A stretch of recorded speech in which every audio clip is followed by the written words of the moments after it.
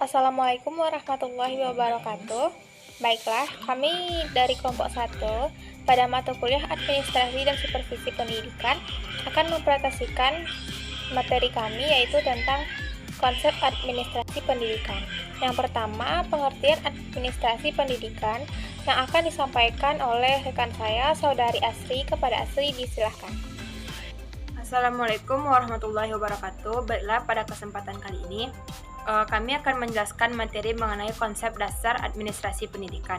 Yang pertama, saya akan menjelaskan mengenai pengertian dari administrasi pendidikan. Administrasi pendidikan terdiri dari dua kata, yaitu administrasi dan pendidikan. Kata administrasi, menurut William Morris yang penulis dari kutip dari buku Administrasi Pendidikan, karangan dari Prof. Dr. Haji Asnawir, berasal dari bahasa Latin yang terdiri dari ad dan ministrer. Kata ad artinya sama dengan kata to dalam bahasa Inggris yang berarti ke atau kepada. Sedangkan ministrer yang dalam bahasa Inggris adalah serve yang berarti melayani, membantu, serta mengarahkan. Kegiatan administrasi merupakan usaha pengendalian rangkaian kegiatan kependidikan yang terarah pada pencapaian tujuan pendidikan yang hendak dicapai oleh kelompok tertentu dalam bentuk kerjasama yang akan menyelenggarakan usaha dari kependidikan. Dengan demikian, administrasi pendidikan bukanlah kegiatan kependidikan, akan tetapi adalah kegiatan dari pengendalian rangkaian kegiatan kependidikan agar berlangsungnya secara efektif dan efisien dalam mencapai tujuan yang telah ditentukan sebelumnya. Berikut adalah pengertian dari administrasi pendidikan menurut para ahli sebagai berikut. Yang pertama itu menurut Dr. Andos M. Ngalim Parwonto. Ia mengatakan bahwa administrasi pendidikan adalah segenap proses pengarahan dan pengintegrasian segala sesuatu, baik itu personal, spiritual, dan material, yang bersangkut paut dengan pencapaian tujuan dari pendidikan. Yang kedua itu menurut Hadari Nawawi. Ia menjelaskan bahwa administrasi pendidikan adalah rangkaian kegiatan atau seluruh proses pengendalian usaha, kerjasama sejumlah orang untuk mencapai tujuan dari pendidikan secara berencana dan sistematis yang diselenggarakan di lingkungan tertentu, terutama berupa lembaga pendidikan. Yang ketiga, menurut Engkoswa, ia mengatakan bahwa administrasi pendidikan adalah ilmu yang mempelajari penataan sumber daya untuk mencapai tujuan dari pendidikan.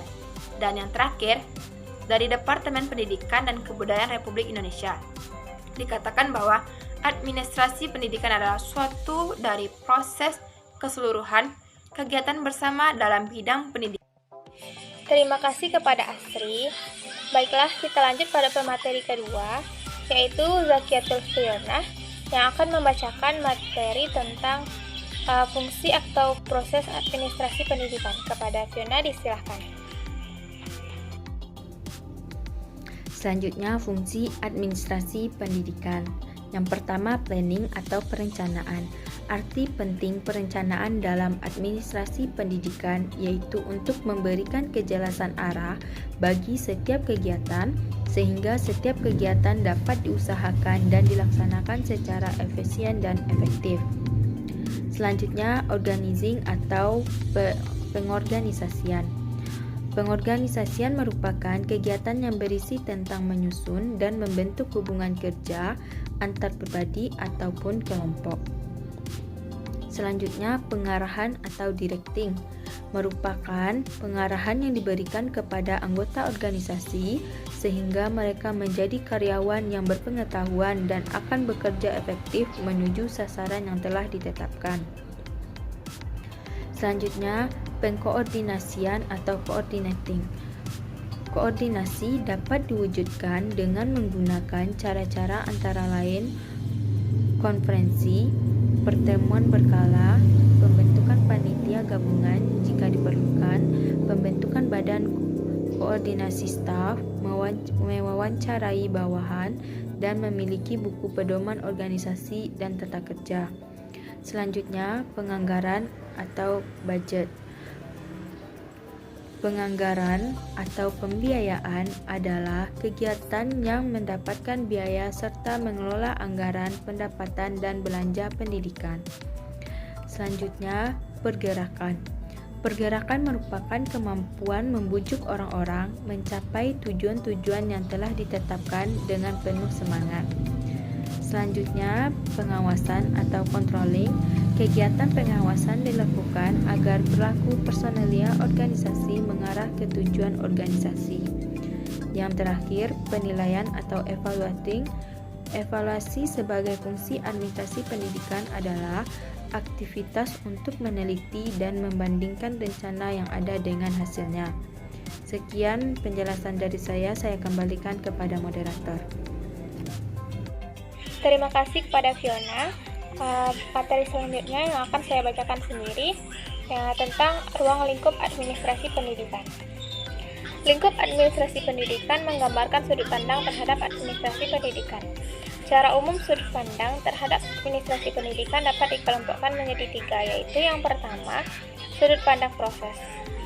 Sudut pandang proses merupakan cara pandang atau pendekatan terhadap administrasi pendidikan dengan melihat bagaimana proses manajemen dijalankan, dan hal ini terkait dengan fungsi-fungsi manajemen atau administrasi secara umum, sebagaimana dikemukakan terdahulu.